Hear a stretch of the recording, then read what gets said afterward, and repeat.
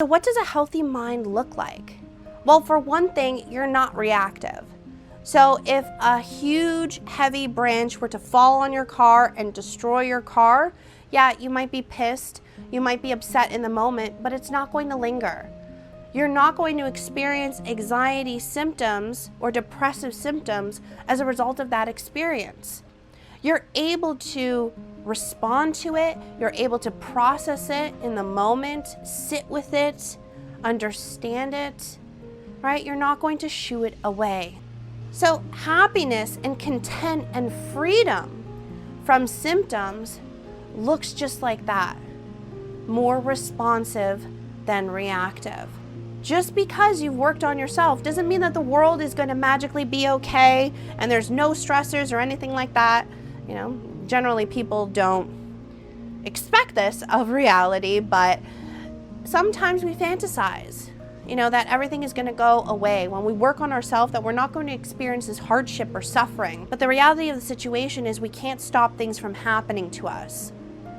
You know, people unfortunately die, and that affects us. You might have experienced someone who recently passed away, or you might thought that you got an A on your exam just to realize that you got a B or a C, or maybe even failed. So we don't always get what we want. The results of our effort aren't always ending in success, but it's about expanding our ability to tolerate stress. And that's what therapy does for you. Whether you're someone who is experiencing anxiety, depression, so on and so forth, or you're just struggling with stress or burnout on the day-to-day, therapy is for every single person. You don't have to be in a state of feeling like you're losing your mind, or you might have suicidal thoughts. You don't have to get to that point.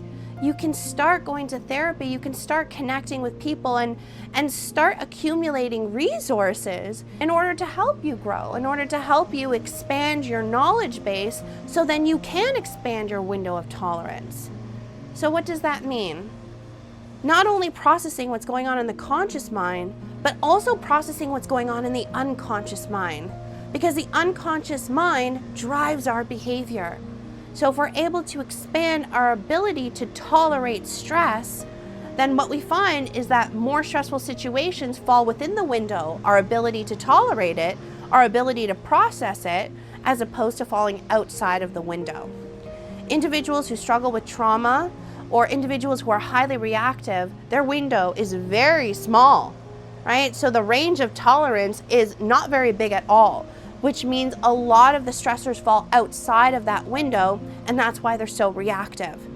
So therapy is so wonderful because not only do you get to know yourself, you get to build healthy relationships, but in addition, you get to expand your window of tolerance and you're able to become more responsive. You know, imagine a situation where other people might be dealing with an urgent dynamic and everybody is reactive, but you're the only one who is responsive. Now you have the ability to sit, to think, because when people are activated and reactive, their thinking is offline. Any higher order reasoning in the prefrontal cortex, that's all offline, right? So if you're the one who is balanced, if you're the one who is stable in the sense of you can be more responsive in that dynamic, that means you're able to think, you're able to act, you're able to execute and plan. So, which means the likelihood of a favorable outcome would be highly likely because you're able to think versus being more reactive where you're not able to think and your mind is offline, so you're just reacting in terms of your body is just going with the flow.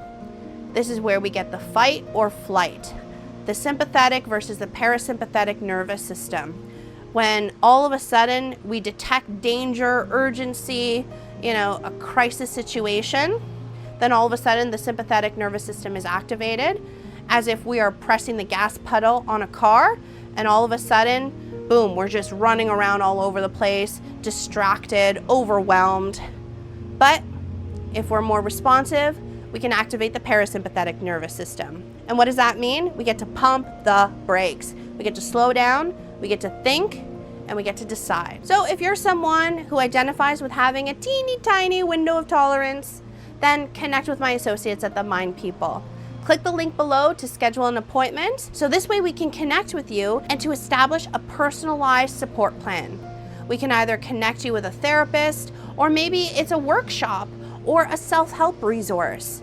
Whatever it is, we can help you expand your window so you are more responsive than reactive. It is possible. Let us help you.